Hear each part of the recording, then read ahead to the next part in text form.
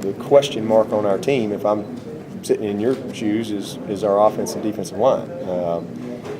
But for me, I don't really have a concern from a talent standpoint. I think we've got good players. I really like the personnel on our team. I think the storyline of this team is going to be the development and the emergence of our sophomores. We played a bunch of freshmen last year, but if you look at our team, we have one senior defensive lineman, we have no juniors, and we have all sophomores and freshmen. If you look at our offensive line, we have one senior, we have two juniors, and all sophomores and freshmen. So there's a bunch of sophomores that are going to have to start for us in the trenches. And so that, to me, is going to be the real storyline early on, how those guys develop, how they play and perform. So now I'm encouraged with our offensive line. I felt like they were a little bit ahead coming out of spring ball, but they've got a little bit more veteran flavor to them with Dalton and Brandon Thomas. And even though Shatley hadn't played the offensive line, he's played a lot of football, and he is a football player. So, I think it's going to be fun to watch. But I like our guys. I really do. And I like where we are right now. Dabo, does it say something about the leadership structure of those lines that you chose to bring Dalton and Malachi with you here today? Does that say something about the way that you feel the leadership structure might unfold in those two, as you put it, the weak spots on the team, the question marks? Well, both of those guys have got huge roles, and they've got to do a great job from a leadership standpoint. Dalton's the quarterback up front. Everything starts with your center, especially with our system. And then, Malachi, he's the guy we've kind of challenged to take his game to another level. If you look at us in the last 2 years, when Daquan was coming back that junior year, we challenged him that hey, you got to take it to another level. And he did. Led the country in sacks. Last year, we challenged Branch. Hey, it's your time. You got to take it to another level. And he did. And it's kind of the same thing with Malachi this year. He's got to take it to another level. He's been a good player. He's been a productive player, just like Branch was.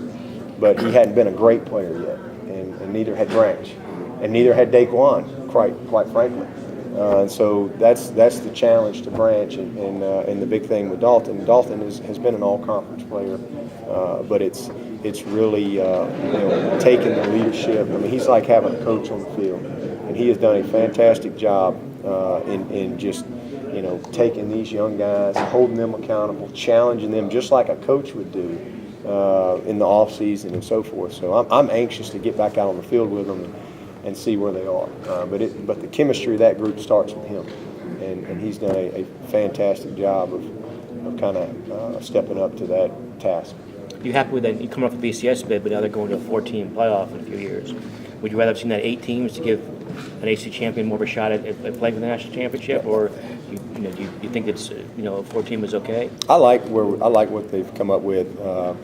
Personally, I just think it takes an already great situation and makes it even better. I personally like the bowl format, and I like the fact that they're going to use that. They're going to move games back to New Year's Day, which I can't even imagine we didn't have games on New Year's Day.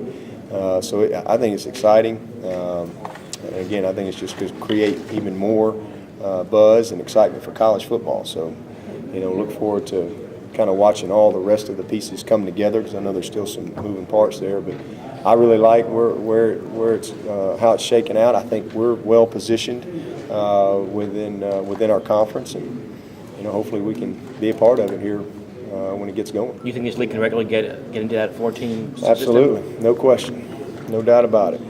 Why did you feel compelled to come out and make this public statements about staying in the ACC and make such strong statements? Because what I said was exactly what I believe. It just made no sense to me at all. And to be honest with you, I don't respond to everything that somebody starts blogging about because a lot of it is just, it's here today and 2 days later it's something different. But that situation took on a life of its own, and it became a real distraction. And especially when there was no reality involved at all. And the people were putting things out like it was fact and this is done, and on and on. And it was really a distraction for us as a program, our recruiting, our coaches, and so forth. And I don't believe that makes sense at all for us. So you know, that's why I said what I said. I mean, yeah, and it was just my opinion, you know, because if they tell me we're going to go play in Alaska, then that's where we're going. I just work there, but I certainly have an opinion as the leader of the football program. Regarding in the playoff, would you be in favor eventually of an 8-team format? I like what we have. I like what we have. I was in favor of the kind of the +1 deal, and again, I think this kind of gives us the best of both worlds. There's always going to be debate. There's always going to be people. You know, listen, we already playing. I got to go through 3 levels of playoffs. I mean, I got 3 playoff games. I got a championship game, I got a semifinal game, and a national championship game. So, you know, and I got a whole regular season. So I think what we have really protects that regular season, but also adds a little bit more flavor to the end of the postseason, and you know, maybe solves a little bit of debate. I personally don't think we've spent a lot of time arguing about the 5th and 6th team. I mean, I'm sure that'll happen, you know, but I don't think it's been more, you know, 2nd, 3rd, 4th team.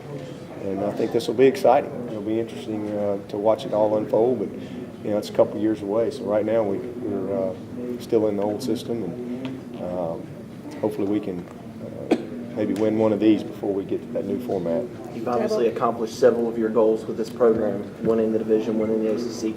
Now, what is the next step for you? What is your next goal? Well, we have achieved a lot of goals in elevating our recruiting, you know, modernizing our staff, and building a support staff, and so forth. You know, winning the ACC, all that. The next goal for us as a program is to become the consistent winner. You know, to be that consistent team that's nationally ranked, and then, you know, if you can do that, then you're going to have that special year and consistently recruit at a high level. So just be a consistent winner. I mean, that's the next step. We've had 2 good seasons out of 3 years, and you know, we need to put, you know, 3, 4, 5 good years together. And I really think we're built to make a run at Clemson. I mean, we have 11 seniors this year. That's it. And they're really good players and good people. But you know, that's a little unnerving because you don't have a lot of veteran leadership on this team. But it's also exciting because you know what's coming. And if we'll just continue to do a good job of recruiting and developing our players, there's no reason why Clemson can't become that consistent winner and be that team that nationally people are expecting to be in the mix. Do you think you can make a run at a national championship in the next year or 2? That's the expectation of Clemson, and that's our goal, is to win them all. Simple as that. I mean, I know it's only happened once, but this is a school that's done it, and you know, I don't take a back seat to any other school, and I don't back away from expectations or a challenge. That's what we want to do, and I think we've made great strides in getting on track to do that. And I understand also it's really hard to do.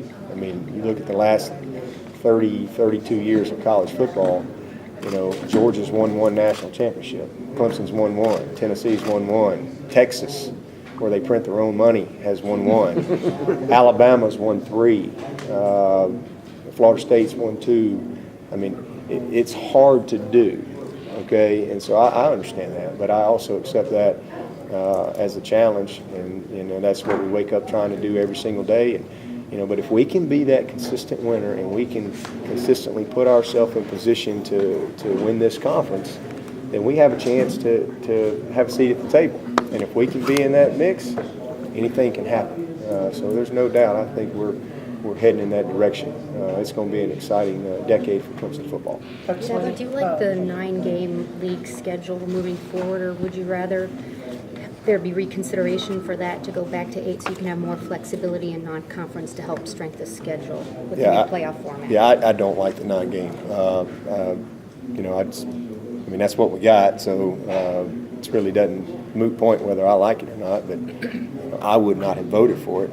I didn't get a vote, but I would have preferred to have kept it at 8, but it is what it is. So, you know, we'll have 9, you know, from a scheduling standpoint, you got 9 really good opponents that you have to play, plus we have South Carolina every single year. So it takes away a little bit of your flexibility from a scheduling standpoint. The biggest thing is, you know, you got to have home games, you know, revenue. I mean, you fill up Death Valley, there's a lot of revenue coming in there, and not just for the athletic department, but just for our community that thrives on that game day. And so you have to make sure that you have a certain amount of home games. And now for the next 2 years, it's going to be a challenge for us because we're going to have 9 conference games: Georgia, South Carolina, and whoever else. So we certainly aren't lacking from a challenging schedule. That's for sure. Coach, what do you think the reaction will be in the coaching community about how heavy Penn State got hit? Well, I think everybody's probably got pretty similar reaction in that, first of all, you're just, hopeful that they can just move on, turn the page, and try to start rebuilding and really just starting over, in my opinion. But, and then everybody, reaction is probably the exact same. And the first thing you think about are the victims that have suffered for many, many years. And, it's tragic on every front.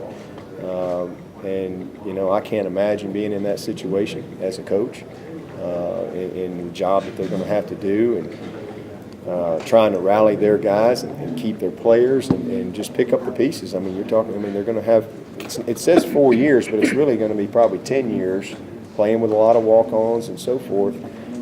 So it's just going to be a long process. But, at the end of the day, and I certainly am not privy to all the information or the facts, but, the decision has been made and the penalties are what they are. But at the end of the day, when you don't do what's right, there's consequences. And, it's just a shame because, a lot of times when consequences are rendered, a lot of people who've done nothing wrong suffer. And that's just kind of the way it is in our society.